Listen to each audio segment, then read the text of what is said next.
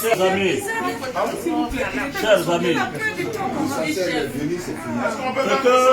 ce que je suis venu vous dire, c'est qu'il faut qu'on se mobilise.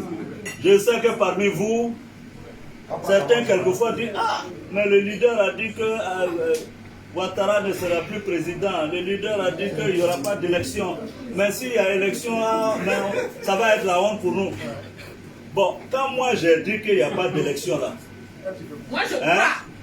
Quand j'ai dit qu'il n'y a pas d'élection le 31, pourquoi vous êtes inquiets?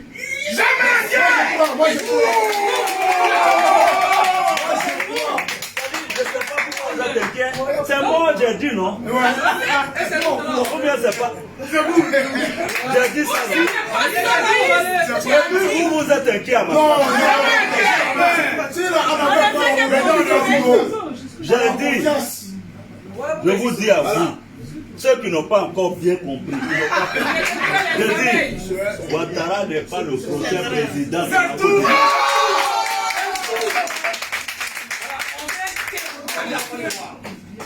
Je vous dis, il n'est pas le prochain président.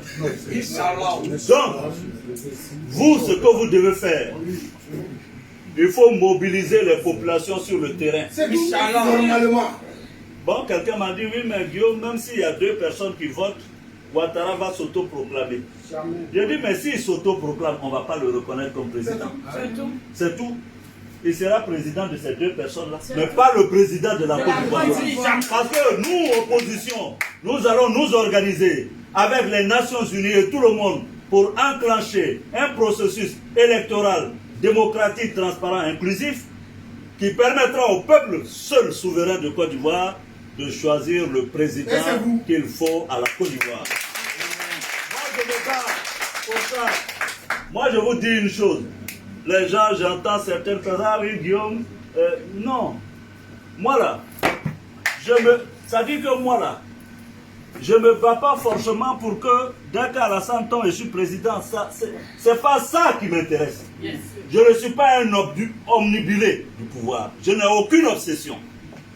Je me bats pour que la Côte d'Ivoire... Si c'est le pouvoir que je voulais, Alassane n'aurait jamais été président de la République de France. Le jour où on a arrêté Gbagbo, aussi bien Gbagbo, Bédié, ils étaient sous ma sécurité, j'aurais pu prendre le pouvoir. Ce n'est pas ça qui m'intéresse. Vous êtes un chef. Ce n'est pas ça qui m'intéresse. Je vous le dis, ce n'est pas ça qui m'intéresse. Moi là, ceux qui me connaissent et qui m'ont connu à l'université, je suis contre les présidences à vie, ce n'est pas aujourd'hui. Quand j'étais à l'université, demandez à Laurent Gbagbo, j'ai fait mon premier mandat à la tête de la FESI. Quand il m'a demandé de faire un second mandat, j'ai dit non. Je suis parti. Et dans ma vie, il y a mes moments de démission que j'assume. Et c'est pourquoi Ouattara, il ne me connaissait pas. C'est pourquoi il pensait qu'un petit poste de président de l'Assemblée, là, il allait me prendre, me traîner comme un caniche, comme les autres. J'ai dit non, je suis parti. Et j'ai assumé. Je l'ai entendu dire qu'il va me donner la prison à perpétuité. J'ai lu ça ce matin. Vraiment, je ne sais pas si... Bon, je n'ai pas utilisé de mots, après on va dire Guillaume Soro utilise des mots. Bon, je ne sais pas si c'est la sénilité. Parce que quand quelqu'un est vieux, il peut... Ouais, non. Voilà. Sinon, comme Alassane n'est jamais allé en prison, c'est quoi dans sa bouche là? Prison là, c'est facile. Mais Dieu inscrit dans le destin de chacun. J'espère que Dieu inscrit dans son destin prison. Il va aller s'asseoir là-bas, il va voir ce que c'est. Donc, moi je vous dis, il faut qu'on se mobilise sur le terrain. Alassane là, pour moi, c'est fini. Maintenant, il faut que les Ivoiriens ne se trompent pas de combat. Jamais. Parce que Alassane a voulu faire en sorte que toutes les autres régions de la Côte d'Ivoire s'unissent contre le Nord. Le Nord n'est pas votre ennemi. Moi, je suis du Nord. Et on dit, ah oui, les Djoulas, ce n'est pas les Djoulas qui tuent, c'est Alassane et son RIDP.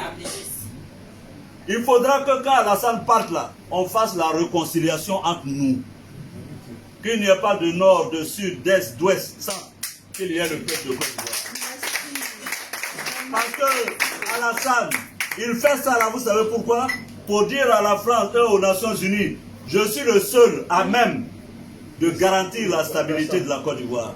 Si je ne suis pas là, les ethnies vont s'entretuer. C'est ce qu'ils veulent leur faire passer comme message.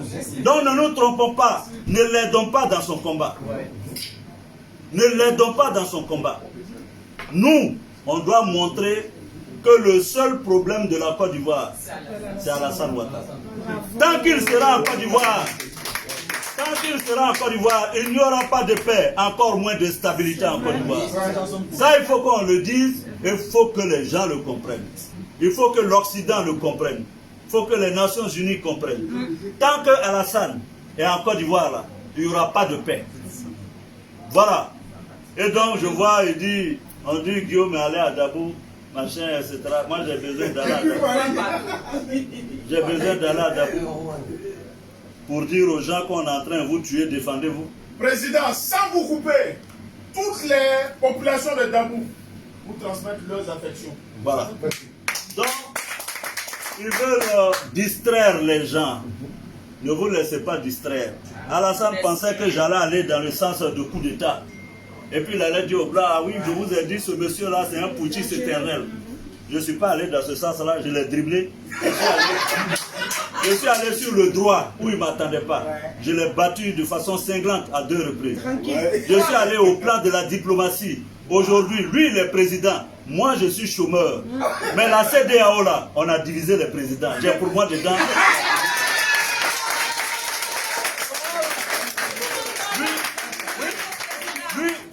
Lui, il est président de la République.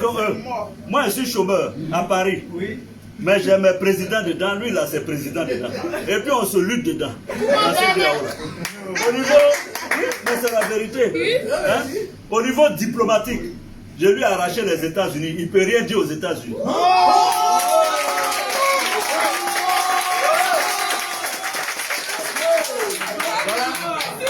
Voilà. Donc, ici à Paris, on s'est battu, on s'est saisi. Moi j'ai pris Macron.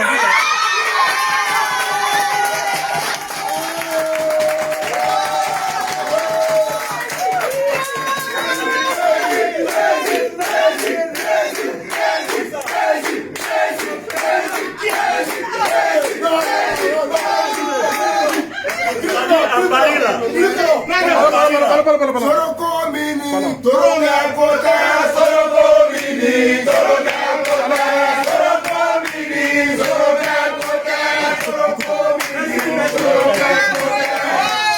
C'est-à-dire que, vous voyez à Paris ici là, on s'est nyaga. Moi j'ai pris Macron, lui il a pris le Drian.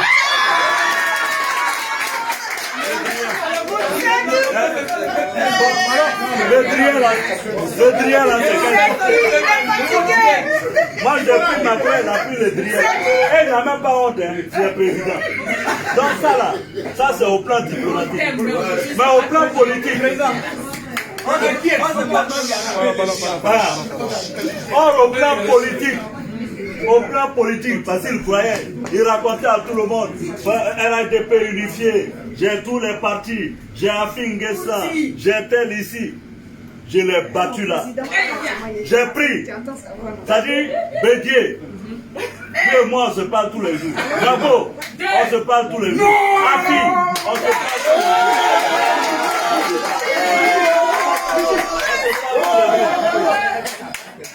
jours. Donc, au niveau politique, on a battu.